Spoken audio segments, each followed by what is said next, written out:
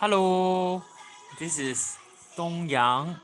Um, Welcome to my season 4 Road to Happiness.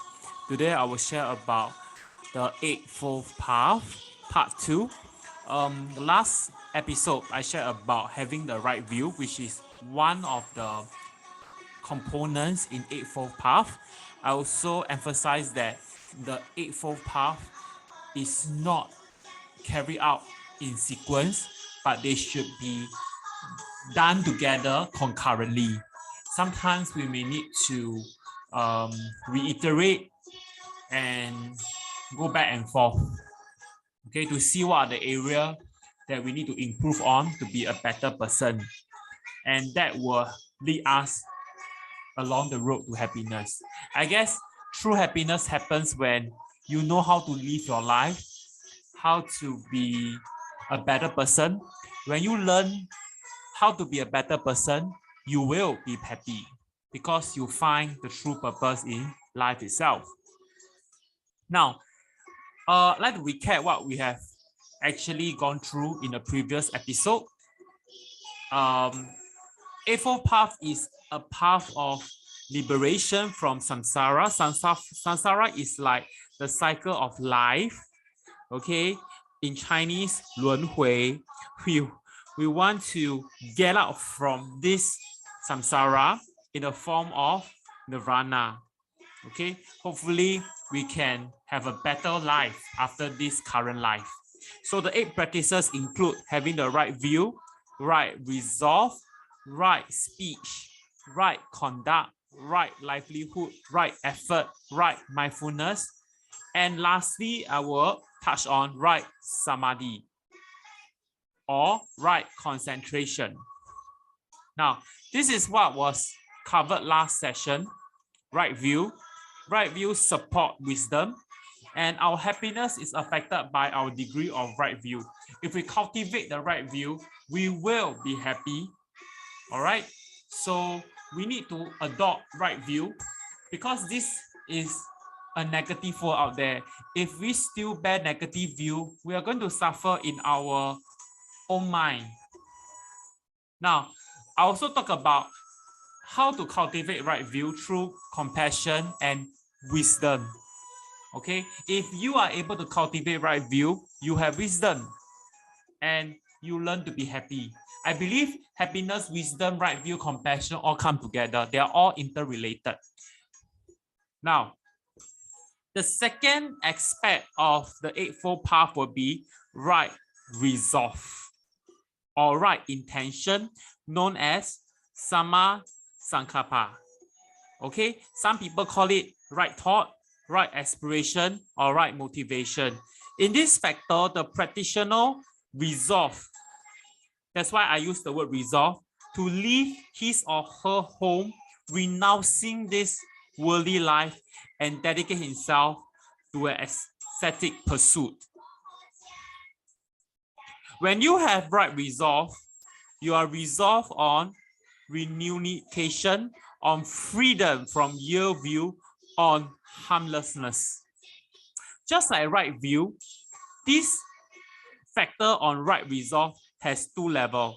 At the mundane level, this resolve include being harmless and refraining from ill will. Meaning, you do not intend to be a bad person or having ill intention against other people.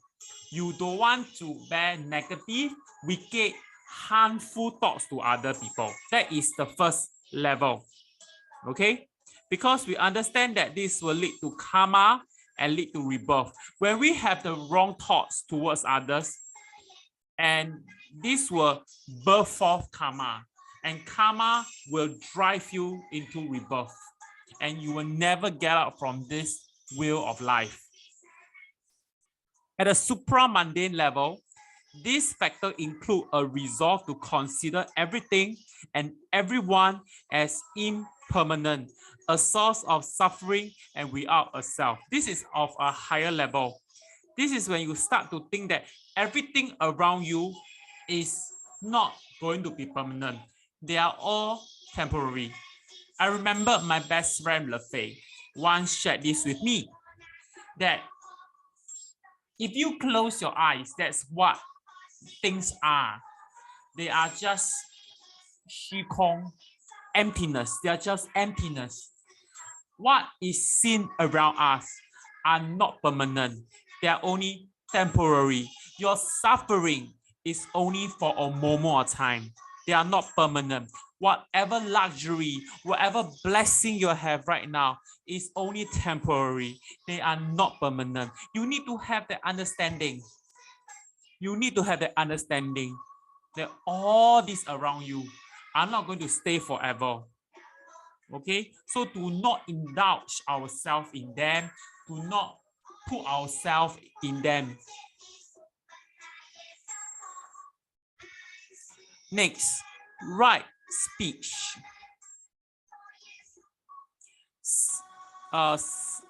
Samyatvat or Samabhaka, as written in most Buddhist texts. So what is right speech?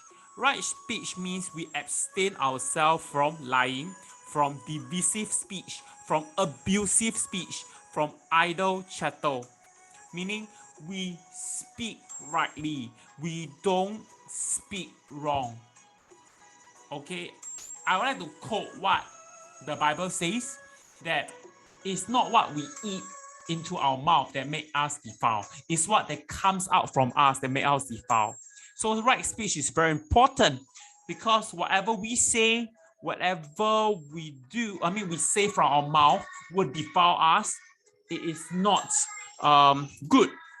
We as humans tend to lie, tend to say things that cause division, tend to be abusive when we are angry, when we feel hurt or disappointed, and we tend to engage in useless, idle chatter. We need to be very mindful of our own speech, the words that come out from our mouth. Better than 1,000 hollow words is one word that brings peace. We do not need to say so much. We just need to speak one word that brings positivity. And in this world we are living in, there are many people who tend to lie. Many liars out there. Many people who are not reliable with their words, not men of their own words. They tend to say things that cause division. We see that a lot in the politician, in some of the political leader, or even in family member and friends we know. The virtue of abstaining ourselves from abusive speech is explained in the sutta to include affectionate and polite speech that is pleasing to people. If you look at some good role models of Buddhists, they are so filled with positivity because they understand this principle. When they talk, you feel so refreshed and feel good. Why? Because they are so mindful with how they talk. They are so affectionate. The words they say are so peaceful. You feel peace with them. And the virtue of abstaining from idle chatter is explained as speaking what is connected to the Dharma goal of its liberation. And do not engage ourselves in useless waste of time idle chatter like gossiping. It's not helping. Okay? We need to speak rightly in different scenarios based on its truth, value, utility value, and emotive content. Never speak anything that is unfactual or factual, untrue or true, disagreeable or agreeable if that is beneficial and unbeneficial and unconnected to your goal. Don't waste time talking things that are not going to benefit your own goals and not even connected. Don't waste time. Okay? Speak the truth. Even it doesn't seem to have agreement with people around you, or it doesn't endure. But if it's true and it's beneficial to your goal, speak it. And with a sense of proper timing. Of course, you have to speak at the right time. Be mindful of that. And Speak with a sense of proper time, even when you say is factual, the truth, the agreeable, endearing, and what is beneficial to your goal. So we must have our goal in mind, and whatever we do, whatever we say, we align it with our goal. Okay, or of course the goal has to be a good one, has to be something that is positive and developmental. All right. Having the right speech means don't say things that are not beneficial, only speaking what is true and beneficial, and when the circumstances are right. This depends on your wisdom, on your own discernment, on when is the appropriate timing to say. Right conduct or action is the next component in the Eightfold Path. It's called Samyak Kamanta. It's likened to like speech, but it's in terms of action. So the emphasis is on what you do and not what you say. So what is right action? Abstaining from killing, stealing, and abstaining from sexual misconduct. So the concept on killing, right, apply to all living things, including animals and insects, not just human beings. All life, they have life. So we have to respect all life, okay, whether they are humans or not. That's why Buddhists, they don't eat meat because that is a life. All right, because when they need to consume the meat, the life has to be killed, and it is not aligned to the right conduct and action.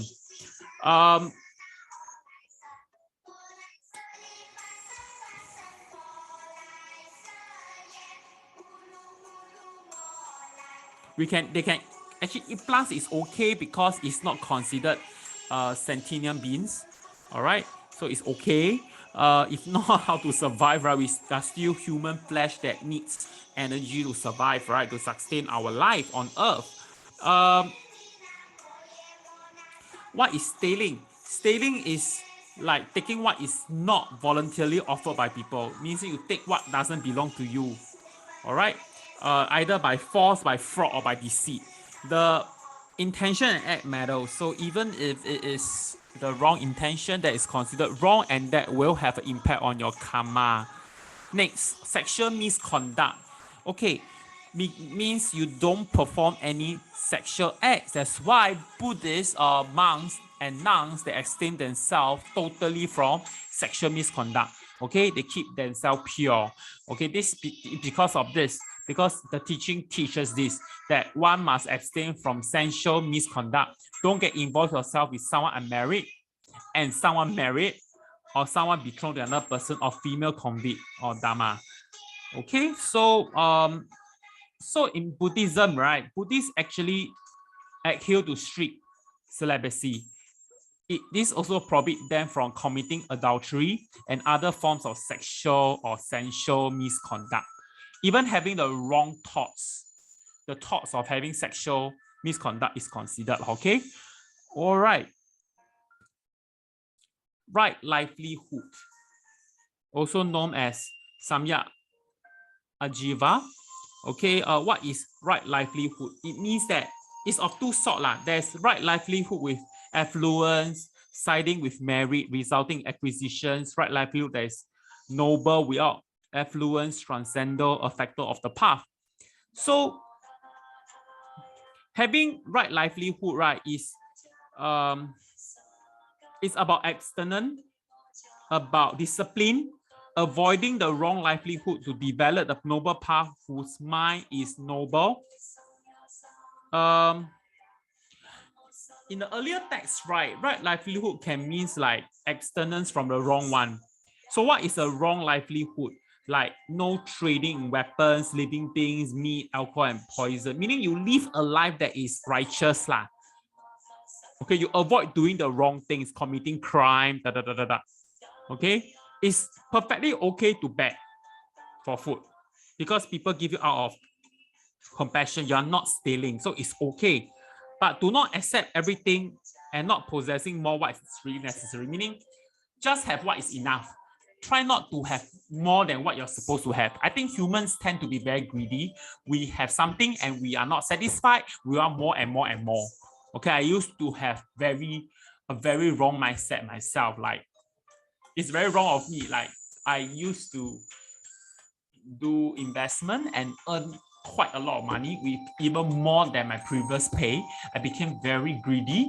So what I did wrongly was I invested even more because I see that I can grow the income to a higher amount so I can quickly retire and live a luxurious life. This is greed. I'm not supposed to have that. Okay, this is not what, because I mean, whatever you have in this life is predestined. And if you don't deserve to have more, you don't deserve to have more. And try not to do something that is against what you're supposed to have. So when I did that, something bad happened. I lost all of it. So I'm not saying investment is bad, but I'm trying to say that greed will lead us to make mistakes. Greed will cause us to lose ourselves. And we need to accept what we have and not greed for more. And sometimes what we have is actually sufficient. We do not need more than that. Yes, life may be a little bit hard, but that's okay. Better than not having anything. Be grateful that you still have that with you. Many people are not satisfied with what they have. They see what other people have. They compare themselves and they start to have evil thoughts, like starting to cheat them. Like we see a lot of scam around us because these people are greedy. Both parties, the people who cheat and the people who get cheated, both are greedy. Okay, the one that cheats, the scammer, is not satisfied with what he or she has, or she may be having some bad debt and want to clear it and started to think of ways to cheat people, cheat their bank account amount. And people who get scammed because they saw good offer, out of greed, they get cheated. So why this happen? Because nobody is satisfied with what they have. They want more because when they see other people getting prosperous, they want to have as much or even more than them. So they will do things like cheating, harming, or even killing them, like in what other countries are. And if you have that, sorry, you are back to karma. You are back to samsara. You are just rebirth and rebirth and rebirth until you understand that. You will keep on repeating this cycle in this life until you gain wisdom, until you gain liberty. Okay? If you don't even understand and start to do something about it, sorry, you are just stuck in this cycle and never gain the road to happiness. Next, right effort. Right effort, known as samadhi, is the preventing arising of unwholesome states and the generation of wholesome state. What is right effort? Okay, now here the monk arouses his will, put forth effort, generates energy, exerts his mind, and strive to prevent the arising of evil and unwholesome mental state that have not yet arisen. He arouses his will and strives to eliminate evil and unwholesome mental state that have already risen. So having the right effort means you constantly try to put in effort to generate energy to maintain wholesome mental state, to get yourself free from delusion, to develop, increase, cultivate, and continue to perfect them, and avoid form of aversion, including hatred, anger, resentment towards anyone or anything. We are all human beings, and it's very easy for us to hate people because we're offended anyway. Humans are not perfect. We offend each other. We will say things, do things that hurt each other, creating resentment and hatred. But what is important is we learn how to cope with them, putting effort. There is a need to put in effort. Yes, we need to put in effort to avoid ourselves to have this thought to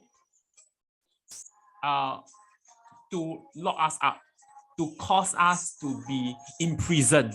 We need to liberate ourselves. Sometimes this cell, this jail, this prison ward is created by our own mind. We don't do that. Okay, I have a lot of resentment in the past, a lot of hatred. I hate people easily in my heart. And this caused me to feel so miserable, so unhappy, causing me low self-esteem, So much baggages that I need to clear. Okay, so it's like you need to do like, just like before Chinese New Year, you start to clean your room, right? You also need to constantly clean yourself from all these wrong thoughts and wrong feelings, hurtful feelings that may retain after every relationship encounter, whether it's with your family, your friends, or your partner. Next, right mindfulness is having bare attention, never be absent-minded and conscious of what is doing, and to prevent arising of craving. Okay, so my best friend Lefei also did this. Like, he will teach me how to have the right mindfulness to meditate. So when I meditate, right, I will think of I will try to have blanks on my mind. Okay, my microphone dropped accidentally because I'm so violent. Okay, yes, yes, like concentrating on something. Maybe I concentrate on my breathing. So if there's something that distracts me, right, I will just acknowledge. For example, light. Some light come to my mind. I will say light, and acknowledge it, and then go back to my breathing. If something else happens again, like for example, car, then I will recite that 3 times, and then I'll move back to my breathing. That is practicing how to be focused, how to train my mind to focus and have the right mindfulness, to be very conscious of what I'm doing. Like, actually, it's very good practice. Actually, sometimes on the bus, I will do it when I got nothing to do. I will just breathe in and out. Of course, I try not to miss the stop. If not, I'll have to waste a lot of time moving backward. But I will try to do it while I'm alone, or when I'm on the journey from one place to another, because for my job, I need to move a lot. So on the journey, I will start to do some meditation. Yeah, to just train my mind lah. Yeah, it really helped a lot, really, trust me. So this helps me to achieve quite a lot of things, actually. Yeah, it helps me to be aware of my surrounding and myself. I'll achieve more of myself, my 6 senses. Okay. Contemplation on bandanas, which arise with the contact between the senses and objects. The altered state of mind to which this practice leads.